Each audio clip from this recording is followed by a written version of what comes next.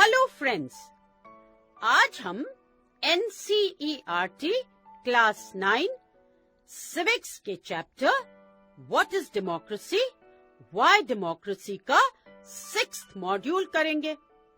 पिछले मॉड्यूल्स में हमने डेमोक्रेसी को एक सिंपल डेफिनेशन के थ्रू समझा था कि रूलर को यहाँ पे जनता चुनती है, पीपल वोट करके इलेक्ट करते हैं। इसके बाद हमने डेमोक्रेटिक और नॉन डेमोक्रेटिक गवर्नमेंट्स के बारे में पढ़ा था। देन हमने अलग अलग कंट्रीज के एग्जाम्पल्स के साथ 4 फीचर्स ऑफ डेमोक्रेसी को डिटेल में समझा था। अकॉर्डिंगली डेमोक्रेसी में नंबर 1, लोगों के थ्रू इलेक्ट हुए लीडर्स ही बड़े डिसीजंस ले सकते हैं। Fair and free elections people को अपने प्रेजेंट रूलर को बदलने के लिए एक अच्छा और फेयर चांस देते हैं, अगर वो चाहे तो। ये चांस या अपॉर्चुनिटी हर एडल्ट को इक्वली मिलती है, तो हर एडल्ट जो है उसको हक होता है कि वो वोट डाले। फाइनली इस अपॉर्चुनिटी के साथ हमें एक ऐसी गवर्नमेंट मिलती है जो लिमिटेड होती है। किससे? By the basic rules of the constitution और सिटीजन्स के राइट्स से। तो हमने ये क्विक रिवीजन ऑफ डेमोक्रेसी मतलब उसके फीचर्स का एक क्विक रिवीजन कर लिया है। अब इस मॉड्यूल में हम पढ़ेंगे कि what are the negatives of a democratic government. उसके कौन से पॉइंट्स ऐसे हैं जो नेगेटिव हैं। बट उसके पहले आइए हम कुछ और कंट्रीज के बारे में जाने जहां कुछ ने तो डेमोक्रेसी को अडॉप्ट किया, बट कुछ कंट्रीज में डेमोक्रेसी को रिवोल्ट समझा जाता है। चाइना के टियाननमेन स्क्वायर मैसेकर के बारे में शायद आप लोगों ने सुना होगा।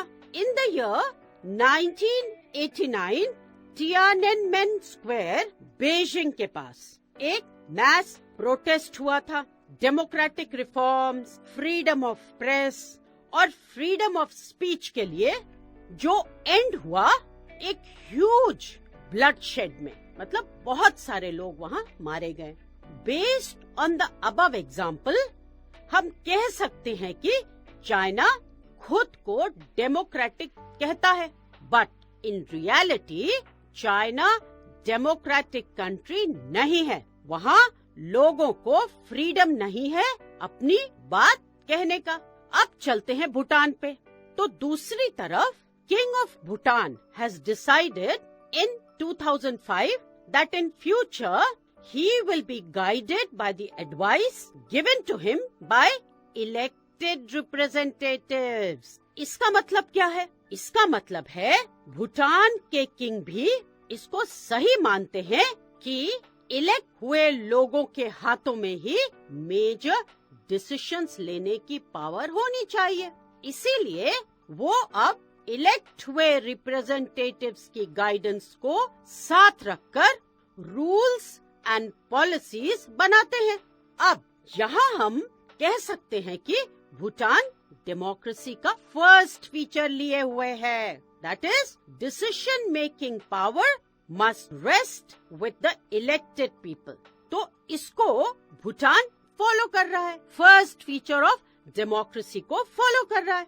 अब वहीं many Tamil workers who migrated from India are not given a right to vote in Sri Lanka। यानी श्रीलंका में 1 person 1 vote 1 value जैसा कोई कॉन्सेप्ट नहीं है। वहाँ भी एस्टोनिया की तरह भेदभाव किया जाता है वोट को लेकर।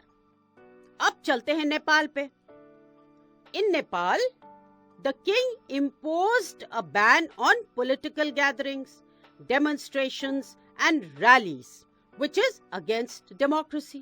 वहाँ right to speech, right to freedom नहीं फॉलो किया गया। अब नेक्स्ट आए बांग्लादेश पर।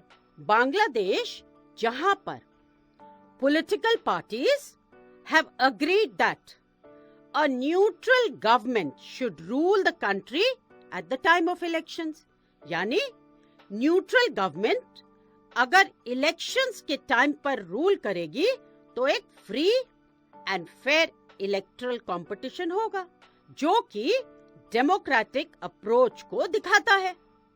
तो यहाँ पे हो गई free and fair electoral competition की बात। अब next is the case where Indian Supreme Court held that the dissolution of Bihar assembly was unconstitutional. 2004 में सुप्रीम कोर्ट ने खुद बिहार में असेंबली के डिसॉल्व होने को against the rule of law माना था। देयरफॉर डेमोक्रेसी वो है जहां एवरीबडी कैन स्पीक हिज और हर ओन माइंड। हम सब जानते हैं कि कोई भी पूरी तरह से परफेक्ट नहीं होता, कुछ भी अर्थ पर आइडियल नहीं होता है। ऐसे ही डेमोक्रेसी के साथ भी है। डेमोक्रेसी परफेक्ट नहीं है, इसमें कुछ फ्लॉज हैं, यानी कमियां भी हैं। आइए इन कमियों को एक एक करके समझते हैं। तो पहला फ्लॉ या हम कह सकते हैं आर्ग्यूमेंट अगेंस्ट डेमोक्रेसी है, leaders keep changing in a democracy and this leads to instability. यानी जो रूलर्स या लीडर्स होते हैं वो बार बार चेंज होते हैं। इलेक्शंस में एक पार्टी विन करती है तो अगले इलेक्शंस में दूसरी कर जाती है, जिसकी वजह से अनसर्टेनिटी बनी रहती है और इंस्टेबिलिटी हो जाती है। मतलब लोगों को ये नहीं पता होता कि अगले इलेक्शन में कौन सी पार्टी विन करेगी। तो ये एक तरह से क्या हो गया, फ्लॉ हो गया, आर्ग्यूमेंट अगेंस्ट डेमोक्रेसी हो गया। अब दूसरा जो आर्ग्यूमेंट है अगेंस्ट डेमोक्रेसी वो है democracy is all about political competition and power play, there is no scope for morality. इसका मतलब है कि डेमोक्रेसी में सिर्फ पॉलिटिक्स चलती है। ऑनेस्टी को पीछे छोड़कर लीडर्स कैसे भी करके पावर पाने की कोशिश करते रहते हैं। तो यहाँ पे हो गया पॉलिटिकल कंपटीशन और पावर प्ले, और मोरालिटी का तो कोई स्कोप ही नहीं रहता। Third, many people have to be consulted in a democracy that leads to delays. यानी कि एक सिंपल सा रूल पास करवाने के लिए भी अलग अलग लेवल्स पर लोगों के अप्रूवल्स लेने पड़ते हैं, क्योंकि हमने बात करी थी ना डिस्कशन और कंसल्टेशन की। तो इस वजह से क्या होता है कि अलग अलग लेवल्स पर अप्रूवल्स लेने पड़ते हैं, और इससे क्या होता है, इससे हर काम में बहुत डिले होता है। तो many people have to be consulted in a democracy that leads to delays. अब चलते हैं फोर्थ आर्ग्यूमेंट पर जो है against democracy. Leaders do not know the best interest of the people, so this leads to bad decisions. मतलब elect हुए leaders को पता ही नहीं होता है कि पीपल को क्या चाहिए, जिसकी वजह से गवर्नमेंट बहुत सारे बैड डिसीजंस भी लेती है। भाई जब हमें पता ही नहीं होगा कि हमारे पीपल को क्या चाहिए तो हम कैसे गुड डिसीजंस ले सकते हैं। Democracy leads to corruption for it is based on electoral competition. तो डेमोक्रेसी करप्शन भी फैलाती है, for it is based on electoral competition.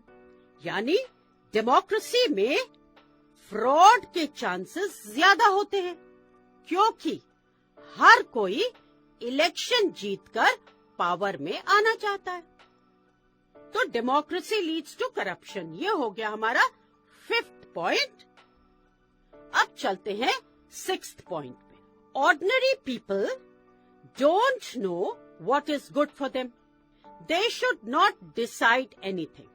मतलब डेमोक्रेसी में कॉमन मैन को ये नहीं पता होता है कि उनके लिए कौन सी बातें फायदे की है।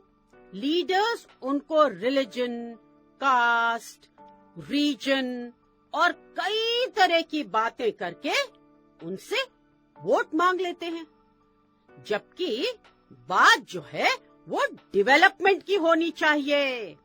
डेमोक्रेसी में इतने सारे फ्लॉज हैं, कमियां हैं, तब भी बहुत सारी कंट्रीज जैसे इंडिया, उन्होंने डेमोक्रेसी को चूज किया है। तो ये हो गए हमारे 6 पॉइंट्स अगेंस्ट डेमोक्रेसी। तो चलते हैं और अब लेते हैं एक क्विक रिकैप। किसका? सम आर्ग्यूमेंट्स अगेंस्ट डेमोक्रेसी का। तो पहला आर्ग्यूमेंट, पार्टीज के बदलने पर नेता भी हर इलेक्शंस में चेंज होते हैं। डेमोक्रेसी में सिर्फ पॉलिटिक्स चलती है। लीडर्स कैसे भी कई बार पावर पाने की कोशिश करते हैं, कोई भी मीन्स अडॉप्ट कर लेते हैं। तो ये हो गया पॉलिटिकल कंपटीशन और पावर प्ले, और यहाँ पे मोरालिटी की कोई स्कोप ही नहीं है। हर डिसीजन लेने के लिए बहुत सारे लेवल्स पर अप्रूवल्स लेने पड़ते हैं, जिससे जो काम है उसमें सालों लग जाते हैं, बहुत टाइम लग जाता है। इलेक्ट हुए लोगों को ज्यादातर टाइम ये पता नहीं होता कि आम आदमी की जरूरत क्या है, उसकी नीड्स क्या है। इसीलिए बहुत बार बैड डिसीजंस भी गवर्नमेंट ले लेती है। तो leaders do not know the best interest of the people, so it leads to bad decisions. Democracy में करप्शन और फ्रॉड के चांसेस ज्यादा होते हैं, क्योंकि हर कोई पावर में आना चाहता है, कोई भी टैक्टिक्स अपनाकर। अब चलते हैं लास्ट पॉइंट पे। आम आदमी को अपने फायदे की बात के बारे में कोई जानकारी नहीं होती है, इसीलिए लीडर्स कास्ट, रिलीजन या रीजन के नाम पर उनसे वोट लेते हैं, जबकि बात होनी चाहिए डेवलपमेंट की। तो अब क्या करते हैं? Let's do a quick revision. Leaders keep changing in a democracy, this leads to instability. Democracy is all about political competition and power play. There is no scope for morality. Many people have to be consulted in a democracy that leads to delays. Leaders do not know the best interests of the people, so it leads to bad decisions. Democracy leads to corruption, for it is based on electoral competition. Ordinary people don't know what is good for them, and they should not decide anything. तो अब हमने revision भी कर लिया है, तो यहाँ पर हमारा मॉड्यूल खत्म होता है, और हमने इस मॉड्यूल के हर एक इम्पोर्टेंट पॉइंट या कॉन्सेप्ट जिसे हम कहते हैं, उसको अच्छे से समझा है और उसको रिवाइज भी करा है।